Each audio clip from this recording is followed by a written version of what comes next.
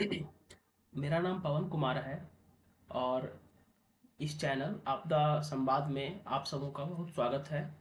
आज के इस वीडियो में हम लोग एक आर्टिकल को डिस्कस करेंगे जो कि दैनिक भास्कर में 19 सितंबर को छपा था। हम लोग समझेंगे इस आर्टिकल के माध्यम से कि किस प्रकार जो है क्लाइमेट चेंज आज के दौर में किस तरह से महत्वपूर्ण बन चुका है। तो हेडलाइन है जो कि सुनीता नारायण पर्यावरणविद हैं और उनके द्वारा लिखा गया है कि हेडलाइन ये है कि अब जलवायु आपातकाल के दौर में आ चुके हैं। हम जो हैं जलवायु आपातकाल के दौर में आ चुके हैं। कैसे आ चुके हैं इसके बारे में थोड़ा समझते हैं। तो उन्होंने लिखा है कि उत्तर भारत में इस बारिश के मौसम में हुई तबाही को व्यक्त करने के लिए मेरे पास शब्द नहीं है। विशाल क्षेत्र जलमग्न हो गए, घर, स्कूल और अस्पताल तहस नहस हो गए, सड़कें तबाह हो गईं और खेत जलमग्न हो गए। एक के बाद एक बादल फटने की घटनाओं से बड़े बड़े पहाड़ ढह गए। उसके बाद उन्होंने लिखा है कि हालात को देखकर जान माल के नुकसान का अंदाजा लगाया जा सकता है। इस क्षेत्र में बारिश की तीव्रता सामान्य नहीं है। अगस्त महीने में पंजाब में 31 से 24 दिन भारी और अत्यंत बारिश हुई। मौसम विभाग 112 mm से अधिक बारिश को भारी और 204 मिलीमीटर से अधिक बारिश को अत्यंत भारी के तौर पर वर्गीकृत करता है। उत्तराखंड, हिमाचल प्रदेश और जम्मू कश्मीर में भी ऐसे हालात थे। हिमाचल ने सभी रिकॉर्ड तोड़ दिए हैं क्योंकि पिछले 3 महीनों में 90% से अधिक दिनों तक वहां भारी और अत्यंत भारी बारिश हुई। सरकारी आंकड़ों के अनुसार बादल फटने से बाढ़ आने की घटनाएं हुई, जबकि 10 अन्य घटनाएं मीडिया द्वारा रिपोर्ट की गईं। जून और अगस्त के महीनों में पंजाब, हिमाचल प्रदेश और जम्मू कश्मीर में सामान्य से लगभग 50% अधिक बारिश हुई।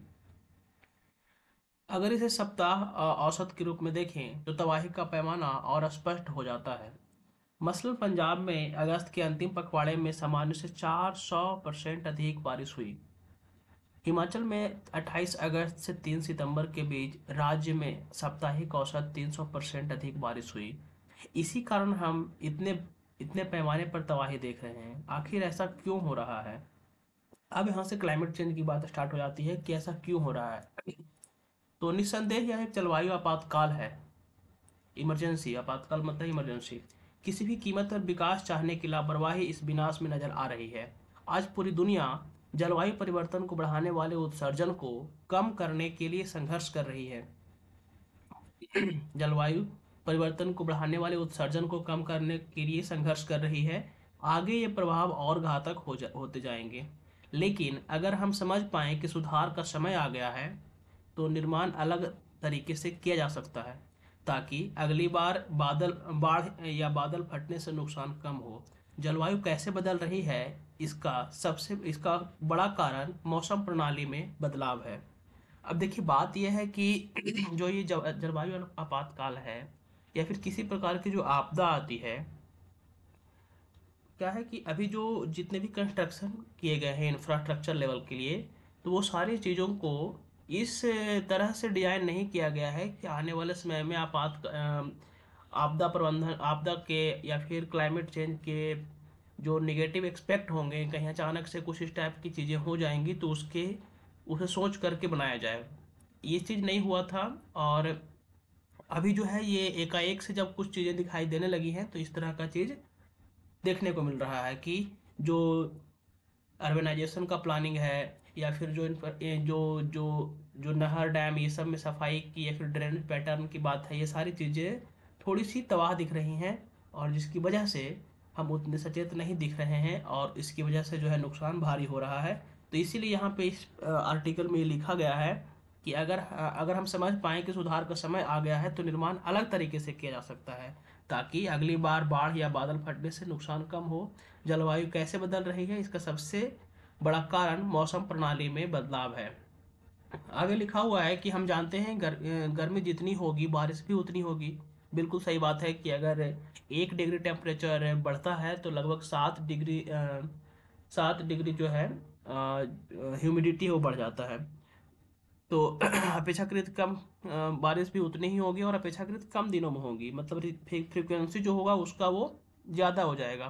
पिछले मौसम में हमने यही देखा कि पूरे पूरे मौसम की बारिश महज चंद घंटों में ही बरस गई। सोचिए, पूरे मौसम की बारिश जब चंद घंटे में ही बरस जाएगी एक दिन में, तो कितना बड़ा ये हो जाएगा कि वाटर क्लॉटिंग का समस्या देखने को मिल जाएगा, और वही चीज़ देखने को मिलता।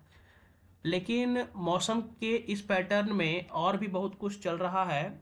पश्चिमी विक्षोभ प्राकृतिक घटनाएं हैं जहां भूमध्य सागरीय क्षेत्र से पैदा हुई चक्रवात और बारिश लाती है। लेकिन इस बार तो मानो पश्चिमी विक्षोभ को बुखार सा चढ़ गया। आमतौर पर दक्षिण पश्चिम मानसून के दौरान एक या दो विक्षोभ आते हैं, लेकिन इस साल सितंबर के पहले सप्ताह में 19 विक्षोभ आए। देख सकते हैं कि कितना गुना हो चुका है। पहले एक या दो आते थे और अब 19 हो चुके हैं। मतलब पूरा पूरा देख सकते हैं कि ये 10 गुना एटलीस्ट बढ़ गया है। ये हवाएं वास्तव में मानसून की हवाओं से टकरा रही हैं, और इसी कारण उत्तरी भारत और पाकिस्तान में विनाशकारी बारिश देखी गई। इसका कोई कारण स्पष्ट नहीं, सिवाय इसके कि पश्चिमी विक्षोभ आर्कटिक से आने वाली जेट एक्सट्रीम हवाओं से जुड़े हैं। आगे लिखा है कि जलवायु परिवर्तन के कारण जैसे जैसे आर्कटिक वायुतंत्र कमजोर हो रहा है, यह अन्य संबंधित वैश्विक वायुतंत्रों को प्रभावित कर रहा है। इस साल अरब सागर से पैदा होने वाले वायुतंत्रों में भी कुछ अलग घट रहा है, जो बंगाल की खाड़ी से आने वाली मानसून हवाओं को ढकेल रहा है। यह सारे फैक्टर्स का मिला जुला परिणाम है। जैसे समुद्र से लेकर आर्कटिक क्षेत्र तक बढ़ती गर्मी और भूमध्य रेखा एवं उत्तरी ध्रुव के बीच तापमान का कम होता अंतर, यह अस्थिरता अब बाढ़ के रूप में हमें प्रभावित कर रही है। अब देखिए, बात ऐसी है कि जो रिसेंट के न्यूज़ हैं उनमें ज़्यादातर जो देखने को मिला है वो ये है कि हम लोगों को बाढ़ से तबाही देखने को मिली है। चाहे वो पंजाब का फ्लडिंग हो, अभी रिसेंट का कोलकाता में जो एक दिन की बारिश हो, या फिर इसके पहले भी जो आंध्र प्रदेश में देखने को मिला था 2024 में। तो ये सारी चीज़ें जो है वो बाढ़ के रूप में ज़्यादा देखने को इसलिए मिल रही हैं क्योंकि जलवायु परिवर्तन के कारण जो हमारा तंत्र है, वो जो इंफ्रास्ट्रक्चर है, अर्बनाइजेशन, अर्बन प्लानिंग है, थोड़ा सा कम तैयार दिखाई दे रहा है। और हो ये भी रहा है कि क्लाइमेट चेंज की वजह से असामान्य बारिश एकाएक हो जा रही है, जिसके चलते हम जो है उससे निजात नहीं पा रहे हैं और उससे ज़्यादा तबाही देखने को मिल जा रही है। तो आगे लिखा है कि यह कई सारे फैक्टर्स का मिला जुला परिणाम है, जैसे समुद्र से लेकर आर्कटिक क्षेत्र तक बढ़ती गर्मी और भूमध्य रेखा एवं उत्तरी ध्रुव के बीच तापमान का कम होता अंतर। मतलब कि आर्कटिक क्षेत्र तक जो है गर्मी बढ़ रही है, आर्कटिक क्षेत्र तक गर्मी बढ़ रही है। हम जानते हैं कि जो आर्कटिक क्षेत्र हमारा पोलर रीजन में है और वहाँ पे सिर्फ बर्फ होता है, और वहाँ भी गर्मी बढ़ेगी तो वहाँ पे ग्लेशियर पिघलेंगे। भूमध्य रेखा एवं उत्तरी ध्रुव के बीच तापमान का कम होता अंतर है। यह अस्थिरता बाढ़ के रूप में प्रभावित कर रही है। लगता है कि प्रकृति हमसे बदला ले रही है। जलवायु परिवर्तन हमारी आर्थिक वृद्धि और लालच के लिए वायुमंडल से छोड़े उत्सर्जन का ही परिणाम है। विकास की होड़ जो हमारा तरीका है, उससे हम इस समस्या को और जटिल बना रहे हैं। हम बाढ़ संभावित क्षेत्रों में इमारतें बना रहे हैं, जरूरत के अनुसार जल निकासी योजना नहीं बना रहे, पहाड़ी क्षेत्रों में अतिक्रमण कर वहां घर, सड़क, बांध बना रहे हैं। यह सोच नहीं रहे कि ये क्षेत्र भूकंप की दृष्टि से एक्टिव है। और मैं और भी अधिक कह सकती हूँ, लेकिन उम्मीद करती हूँ कि जब मैं यह कह रही हूँ अब बहुत हो चुका, तो आप मेरी पीड़ा समझ रहे होंगे। अनुकूलन और विविध तरीके अपनाने की बातें करने का समय गुजर गया है। अब हम जलवायु परिवर्तन के युग में जी रहे हैं। तो लेखिका का कहना है, जो पर्यावरणविद हैं उनका कहना है कि जो हम अभी जिस सिचुएशन में हम लोग जी रहे हैं, अब ये कोई बात करने का समय नहीं है। यह हम लोग जलवायु परिवर्तन यानी क्लाइमेट चेंज के दौर में जी रहे हैं। यह एक विश्वव्यापी समस्या ऑलरेडी बन चुका है।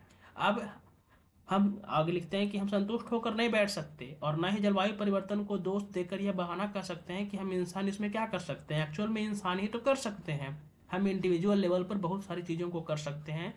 जैसे कि हम कल ही एक रिपोर्ट पढ़ रहे थे, उसमें एक सोशल साइंटिस्ट या फिर यूँ कहें कि पर्यावरणविद ने बताया कि हमें 5 चीज़ों पे काम करना चाहिए। 5 चीज़ों पे काम करना चाहिए। कौन कौन सा काम काम है, थोड़ा सा एक बार देखते हैं उसको। तो जिन 5 चीज़ों की मैं बात कर रहा था वो प्रोफेसर चेतन सिंह सोलंकी ने दिया है। और उसमें वो 2 तरह के सिद्धांतों की बात करते हैं, जिसमें एक सिद्धांत है और एक फ्रेमवर्क है। एक फ्रेमवर्क जो है उसमें TUPEE फ्रेमवर्क से नाम दिया है, जिसका मतलब होता है कि टी का मतलब है ट्रैवलिंग लेस, है ना। अगर ज़रूरत ना हो तो ट्रैवलिंग ना करें, क्योंकि इससे फुटप्रिंट ज़्यादा निकलते हैं कार्बन के। यू जो है उसका मतलब था यूटिलाइजिंग आइटम्स वाइजली, जो भी सामान हम खरीद रहे हैं, जो भी हमारे पास आइटम्स हैं, उनको हम लोग वाइजली यूज करें, यूटिलाइज करें, उसको पूरी तरह से उसको यूज करें, ऐसा ना कि थोड़ा सा यूज करके फेंक दें उसको। नेक्स्ट है पी। पी से जो है परचेजिंग कॉशियसली। अगर किसी चीज़ को परचेज कर रहे हैं, खरीदारी कर रहे हैं, तो उसको बहुत ही कॉशियसली करें। और ध्यान ये रखें कि जो चीज़ें हमारे पास ऑलरेडी हैं और जो आवश्यकता नहीं है जिस चीज़ की, उसकी हम लोग खरीदारी कम करें या ना करें। नेक्स्ट है ई। ई से था ईटिंग सीजनली एंड वाइजली। जो भी चीज़ें हम लोग खा रहे हैं वो ज़्यादा कोशिश ये करना चाहिए कि हम लोग मौसमी चीज़ों को खाएं और संतुलित चीज़ों को खाएं, संतुलित भोजन लें। मौसमी चीज़ों को खाने की बात इसलिए कही जा रही है क्योंकि अगर हम लोग किसी भी चीज़ को स्टोर करके रखते हैं, अगर किसी चीज़ को हम लोग दूसरे मौसम की चीज़ों को खा रहे होते हैं, तो उसमें उसको स्टोर करने में जो खर्च आते हैं या फिर जो कार्बन इमिशन होता है वो बहुत ही अच्छे लेवल पे होता है। नेक्स्ट है ई। दूसरा वाला जो ई है उसमें उसका मतलब है एलिमिनेटिंग इलेक्ट्रिसिटी वेस्ट। और इसमें क्या है कि हम लोग इलेक्ट्रिसिटी वेस्ट की बात कर रहे हैं। कई बार यह देखने को मिलता है कि हमारे घरों में जो बिजली है उसका वेस्टेज देखने को मिलता है। हम लोग कई बार कुछ इलेक्ट्रिक अप्लायंस जो होते हैं उनको बेवजह चला के छोड़ देते हैं, जिसकी वजह से बहुत सारे इलेक्ट्रिसिटी वेस्ट हो जाते हैं। हमें लगता है कि हम सिर्फ इसके पैसे दे देते हैं तो हम उसका बाहर से ऋण हो गए, लेकिन ऐसा नहीं है। ये एक क्लाइमेट चेंज का भी विषय है। इसके बाद उनका जो AMG सिद्धांत है उसको हम थोड़ा सा देखते हैं। तो AMG में 3 वर्ड है, A, M और G। तो ए से है अवॉइड व्हाट इज अवॉइडेबल। जो कुछ भी आप अवॉइड कर सकते हैं उनको अवॉइड करो। दूसरा है M। M से होता है minimise what you can not avoid. जो कुछ भी आप मिनिमाइज जो कुछ भी आप अवॉइड नहीं कर सकते हैं उसको मिनिमाइज करें। और तीसरा G है। G का मतलब है generate locally what you can not minimise. और जिस चीज़ को आप मिनिमाइज नहीं कर सकते हैं उसको आप जनरेट करने की कोशिश करें। फिलहाल आज के लिए इतना ही। इस ये जो AMG है और TUPEE है, इस पे हम लोग विस्तृत चर्चा अगले वीडियो में करेंगे। आज के लिए धन्यवाद। जय हिंद।